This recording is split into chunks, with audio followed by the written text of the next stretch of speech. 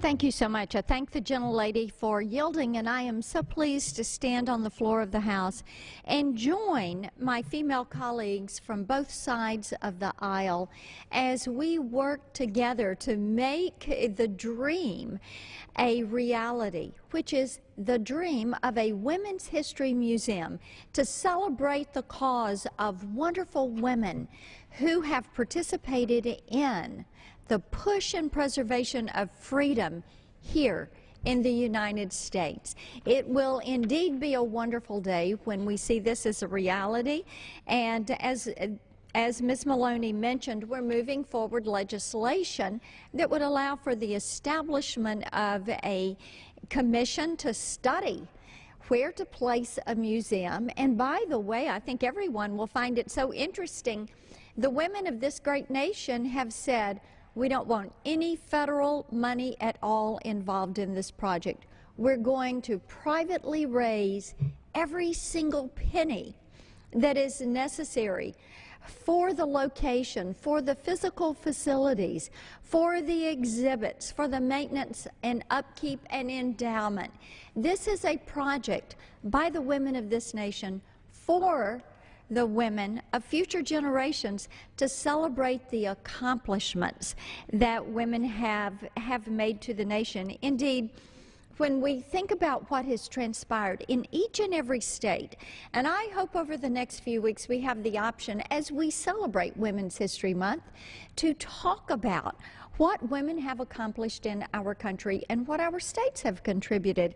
And in Tennessee, we talk a good bit about what transpired when women got the right to vote, because we had all of the process through the fight with suffrage, and it came down to the point of ratification of the amendment to give women the right to vote and to make certain that we had the 36 states to ratify the 19th Amendment. Well, it had been through 35 states, and on August 18th of 1920, it went to the Tennessee legislature. Well, guess what? It was voted to a tie, and there was a state rep, Harry Byrne. He was the one that broke the tie. And as we often hear, the hand that rocks the cradle rules the world.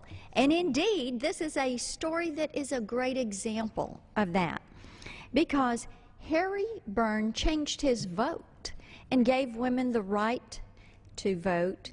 Harry Byrne did it because Harry got a letter from his mother. Here's the letter. Dear son, hurrah, and vote for suffrage. Don't keep them in doubt. I noticed some of the speeches against. They were bitter.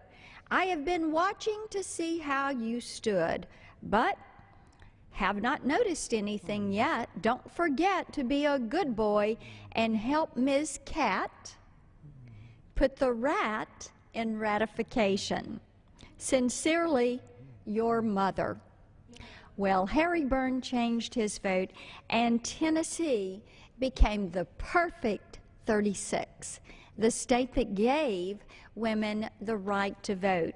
So because of that, we are able to stand today in Women's History Month and push for a museum to celebrate the accomplishments of people like Susan B. Anthony and Elizabeth Cady Stanton and the suffragettes and so many other women that we will have the opportunity to learn about and talk about. And with that, I yield back to my colleague. My colleague pointed out the historic importance of Tennessee in giving women the right to vote. It's interesting that both of our states played such a crucial effort in the women's leadership in achieving this right. Tennessee, the final vote giving women the right to vote, and New York, the birthplace of the women's movement and the first resolutions and efforts to gain that right to vote in Seneca Falls, New York, with Elizabeth Cady Stanton, Lucretia Mott, and Susan B. Anthony. Incidentally, they were all Republicans, and yet they gave their lives so that we could have the right to vote. In if the the order of... gentlelady would yield. Yes. And I think it is so significant that, again, those two states join in pushing forward H.R. 863. And we would want to commend Chairman Miller, Candace Miller, and the admin committee for the hearing they've already held on the legislation, and to take the opportunity to announce that Chairman Hastings and the Resource Committee will hold their hearing on March 25th. So it's another step as our states and women from our states move forward on moving this to becoming a reality, something women have wanted in this country since they got the right to vote. The gentlelady is so correct. We're making history tonight, and we're making history with these hearings. It was noteworthy that Candace Miller from the great state of Michigan, the day that she held the hearing was the day that Mary Barr came up the ranks from an intern to the head and CEO of one of America's greatest companies, General Motors. And so I look forward to hearing from my colleagues here.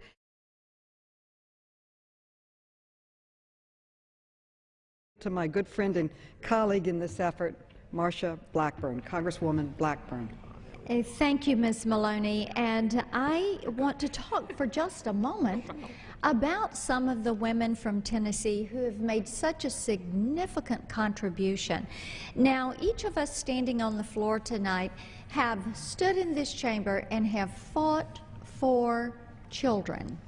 And Dr. Mildred Stallman, Millie Stallman, is from Nashville and is part of the Vanderbilt University Medical Center team, and she is a pioneering professor in pediatrics and pathology at Vanderbilt. Well, anyone who has ever been in a neonatology unit has seen some of the pioneering work of Dr. Stallman, because she was the first to ever look at, study, and develop methods for monitoring lung disease in premature babies.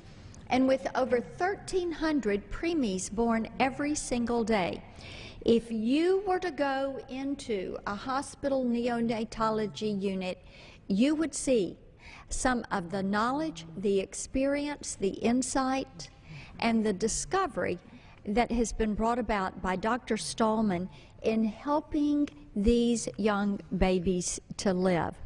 I would also like to mention Beth Harwell. Beth is our Speaker of the House in Tennessee.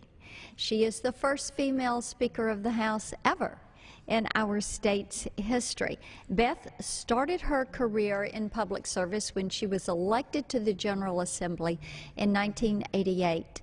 And then in 2011, she was unanimously elected to serve as Speaker of the Tennessee House.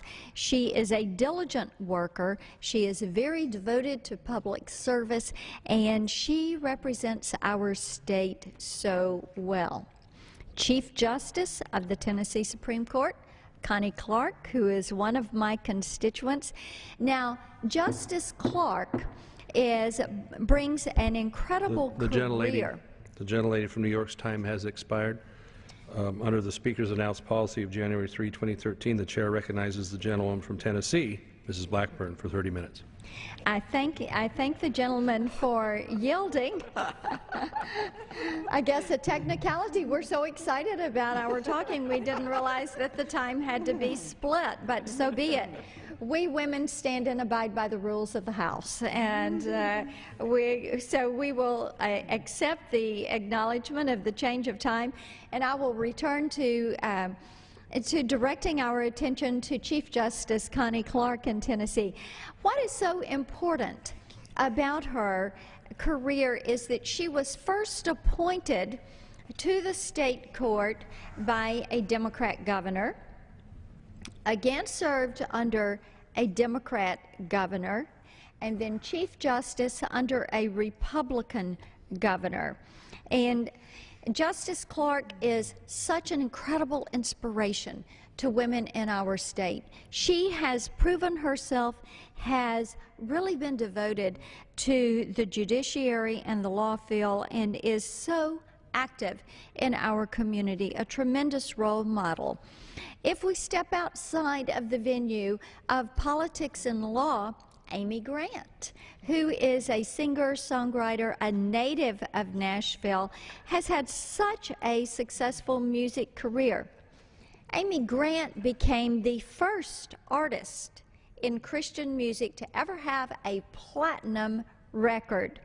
And she went on to become a crossover sensation in the music world. Amy Grant has pioneered the Christian music genre, and she has always also blazed quite a trail in the music industry.